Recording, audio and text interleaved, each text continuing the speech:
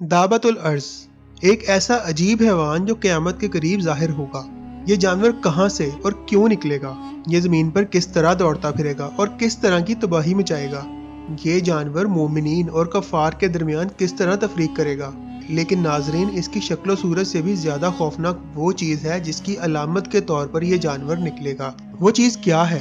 आज की वीडियो में हम इन सब सवालों के जवाब जानेंगे, इसलिए आपसे रिक्वेस्ट है कि इस वीडियो को एंड तक लाजमी देखिएगा।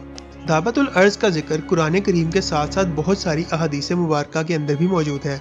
मसनद अहमद के अंदर हज़रत हुज़ैफा रज़ियल्लाहु अन्हु से रिवायत है कि रसूल अल्लाह सल्लल्लाहु अलैहि वसल्लम ने इरशाद फरमाया कि क़यामत उस वक़्त तक कायम ना होगी जब तक तुम उससे पहले ये निशानियां ना देख लो, यानी कि 3 ऐसे बड़े ज़लज़ले जिसमें ज़मीन के 3 मुख्तलिफ हिस्से बिल्कुल निस्तो नाबूद हो जाएंगे। इनमें से एक ज़लज़ला मशरिक में, एक मगरिब में और एक जज़ीरतुल अरब में आएगा। इसके बाद एक धुआं आएगा जो पूरी रूह ज़मीन पर फैल जाएगा, जिसे अद्दुखान कहते हैं।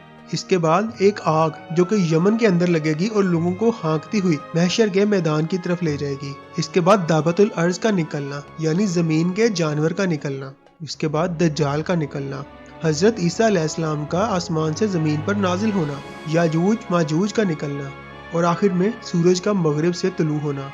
सूरज का मगरिब से निकलना क़यामत की एक ऐसी वाज़ेह निशानी होगी जिसके बाद तौबा के दरवाजे हर शख्स पर बंद हो जाएंगे।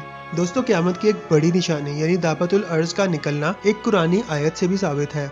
सूरह नमल आयत 82 के अंदर अल्लाह पाक फरमाते हैं, और जब क़यामत का वादा पूरा होने का वक़्त करीब आ जाएगा तो उस वक़्त हम लोगों की इबरत के लिए ज़मीन से एक अजीबो गरीब किस्म का जानवर निकालेंगे जो लोगों से बातें करेगा और कहेगा कि अब क़यामत करीब आ गई है। और ये जानवर हम ज़मीन से इसलिए निकालेंगे कि लोग हमारी निशानियों का यकीन नहीं करते थे। जिस रोज़ सूरज मगरिब से तलू होगा उसी दिन या उससे अगले दिन ये अजीबो गरीब जानवर मक्का मुकरमा के एक पहाड़ जिसे कोहे सफ़ा कहते हैं उसे फाड़कर बाहर निकल आएगा और अपने सर से मिट्टी को झाड़ता हुआ मस्जिदुल हराम में हिजरे अस्वद और मकाम इब्राहिम के दरमियान पहुंच जाएगा। लोग इसको देखकर भागने लगेंगे, लेकिन एक जमात रह जाएगी। ये जानवर उनके चेहरों को सितारों की तरह रोशन कर देगा और उसके बाद वो बाकी ज़मीन की तरफ बढ़ेगा और हर काफिर के चेहरे पर कुफर का निशान लगा देगा। कोई शख्स भी इसकी पकड़ से नहीं बच सकेगा, क्योंकि ये हर मोमिन और हर काफिर को पहचानेगा और लोगों से बातें करेगा, उन्हें क़यामत के आने की खबर देगा। जैसा कि कुरान करीम के अंदर इरशाद होता है, ऐ मुजरिमो, आज तुम मोमिनों से अलग हो जाओ। इस तरह से मुस्लिम और मुजरिम का फ़र्क दुनिया के अंदर ही जाहिर होना शुरू हो जाएगा, लेकिन पूरा हिसाब किताब क़यामत के दिन ही होगा। जिस तरह से अल्लाह ताला ने अपनी कुदरत से हज़रत सालेह अलैहिस्सलाम की ऊँटनी को पत्थर से निकाला था, बिल्कुल उसी तरह अपनी कुदरत से क़यामत के करीब ज़मीन से इस जानवर को निकालेंगे। और इसमें हिकमत ये है कि क़यामत का इनकार करने वाले और इसका मजाक उड़ाने वाले लोगों की हिमाकत और जहालत को अल्लाह ताला दुनिया के अंदर ही जाहिर कर देगा कि जिस चीज़ को तुमने अंबिया कराम के कहने से भी नहीं माना, आज उसी चीज़ को एक जानवर के कहने पर तुम्हें मानना पड़ेगा। लेकिन अफसोस कि ये मानना तुम्हारे किसी भी फायदे का नहीं होगा, क्योंकि अब तौबा के दरवाजे बिल्कुल बंद हो चुके हैं। अब सवाल ये पैदा होता है कि ये जानवर आखिर कब निकलेगा। तफसीर के मुताबिक दाबतुल अर्ज नामे इस जानवर का ज़हूर उस वक़्त होगा जब लोग नेक कामों की दावत देना और बुरे कामों से मना करना तर्क कर देंगे और कुफ़ार की इस्लाह की कोई उम्मीद बाकी न रहेगी। ये क़यामत के करीब का ज़माना होगा। एक रिवायत में ये भी आता है कि ये हज़रत ईसा अलैहिस्सलाम के ज़माने में ज़ाहिर होगा जब आप बैतुल्लाह शरीफ का तवाफ़ कर रहे होंगे। दाबतुल अर्ज के पास हज़रत मूसा अलैहिस्सलाम का असा मुबारक और हज़रत सुलेमान अलैहिस्सलाम की अंगूठी भी होगी। काफिरों की नाक पर वो इस असा से मोहर लगाएगा और मोमिनों के चेहरों पर हज़रत सुलेमान अलैहिस्सलाम की अंगूठी से, यहाँ तक कि एक दस्तरखान पर बैठे हुए मोमिन और काफिर सब जाहिर हो जाएंगे। नाज़रीन, जब मैंने इस टॉपिक पर रिसर्च शुरू की तो मुझे पता चला कि इस टॉपिक के बारे में ना तो ज़्यादा रिसर्च मौजूद है और जो हवाले इस बारे में बयान किए जाते हैं वो ज़्यादातर ज़ईफ़ हैं, यानी कि इस टॉपिक पर सही अहादीस ज़्यादातर मौजूद ही नहीं है। मिसाल के तौर पर हज़रत इब्ने अब्बास रज़ियल्लाहु ताला अन्हु फरमाते हैं कि उसके 4 पैर होंगे और ये सफ़ा के गार से निकलेगा, बहुत तेज़ी से सफ़र करेगा जैसे कोई तेज़ रफ्तार घोड़ा हो, लेकिन 3 दिन के अंदर इसके जिस्म का तीसरा हिस्सा भी ज़मीन से नहीं निकला होगा। जब हज़रत अब्दुल्ला बिन उमर से इस बारे में पूछा गया तो फरमाने लगे कि जिहाद के अंदर एक चट्टान है, ये जानवर उसके नीचे से निकलेगा। मैं अगर वहाँ मौजूद होता तो तुम्हें ये चट्टान दिखा भी देता। ये सीधा मशरिक की तरफ जाएगा और इस कदर शोर से जाएगा कि हर तरफ इसकी आवाज पहुंच जाएगी। फिर शाम की तरफ जाएगा, वहाँ भी चीख लगाकर यमन की तरफ मतवज्जा होगा, वहाँ भी आवाज लगाकर शाम के वक्त मक्का पहुंच जाएगा और उसके बाद सुबह इस्फहान पहुंच जाएगा। लोगों ने पूछा उसके बाद क्या होगा? आपने फरमाया कि ये मुझे मालूम नहीं। हजरत अबू हुरैरा का कौल है कि इसके जिस्म पर सब रंग होंगे, इसके 2 सींगों के दरमियान एक घोड़े گھوڑے پر سوار شخص کے لیے راستے کی جگہ ہوگی،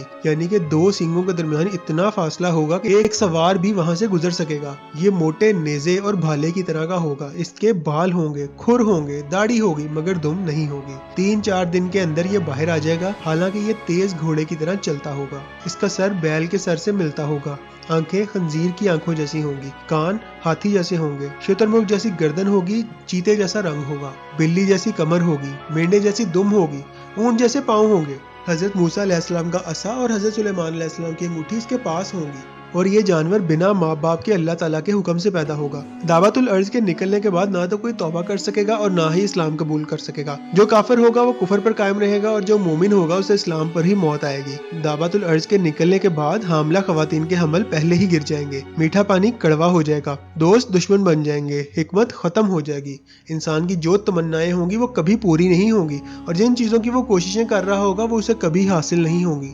دوستو، اس وقت ایک اندازے کے مطابق ہماری زمین پر 1 کروڑ سے بھی زیادہ مخلوقات موجود ہیں، اور جن میں سے زیادہ تر کے بارے میں ہم جانتے ہی نہیں ہیں۔ اگر آج ہم ان جانوروں کی لسٹ بنانے لگیں تو ہر ایک کو دریافت کرنے کے اندر ہمیں تقریباً 1000 سال لگ جائیں گے۔ ہم انسانوں کی سوچ اور کوشش بہت مختصر ہے، مگر اللہ تعالیٰ کی قدرت کچھ بھی نیا پیدا کرنے سے عاجز نہیں ہے، جس میں یہ جانور بھی شامل ہے۔ اب آپ کو کلیئر کرتا چلوں کہ اس جانور کا ذکر قرآن پاک کے اندر بھی موجود ہے، لیکن اس کی جسامت کے بارے میں جو احادیث بیان کی جاتی ہیں ان میں زیادہ تر احادیث صحیح نہیں ہے، یعنی ان احادیث کے اتھینٹک ہونے کے بارے میں کوئی ثبوت موجود نہیں ہے جو یہ بتا سکیں کہ یہ جانور دراصل کس شیپ میں ہوگا۔ کیا یہ واقعی جانور ہی ہوگا، یا یہ کسی ٹیکنالوجی کے بارے میں بات ہو رہی ہے، یا کسی ایسے فتنے کے بارے میں بات ہو رہی ہے جو کہ کافر اور مومن کو آخری وقتوں میں بالکل الگ الگ کر دے گا۔ آپ کو بتاتا چلوں کہ دعوت الارض کا زمین سے نکلنا اور کفر و شرک اور حق پر موجود انسانوں کو الگ الگ کرنا قرآن پاک سے ثابت ہے۔ یہ جانور جب حملہ کرے گا تو جو شخص بھی اس فتنے کو اپنائے گا اس پر یہ چھاپ یعنی اپنا نشان لگا دے گا، جس سے کافر رہے گا، اور جو اسے نہیں اپنائے گا وہ اپنا ایمان بچا لے گا۔ یہ نشان، جسے مارک آف دا بیسٹ یا شیطانی چھاپ بھی کہتے ہیں،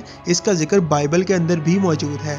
ہم انسان تو محض قرب قیامت کے وقت آنے سے پہلے اللہ کے رسول صلی اللہ علیہ وآلہ وسلم کی بیان کردہ نشانیوں کا بس اندازہ لگا سکتے ہیں، لیکن اس وقت ان نشانیوں کے اندر بہت زیادہ شدت آ چکی ہے۔ جیسا کہ آپ صلی اللہ علیہ وآلہ وسلم نے فرمایا کہ قیامت کی نشانیاں تسبیح کے دانوں کی طرح ہیں، اور جب تسبیح ٹوٹتی ہے تو ایک ایک کر کے پوری تسبیح بکھر جاتی ہے۔ اللہ تعالی ہمارے ایمان کی حفاظت فرمائے اور ہمیں شیطانی فتنے کو سمجھنے کی توفیق عطا فرمائے، آمین۔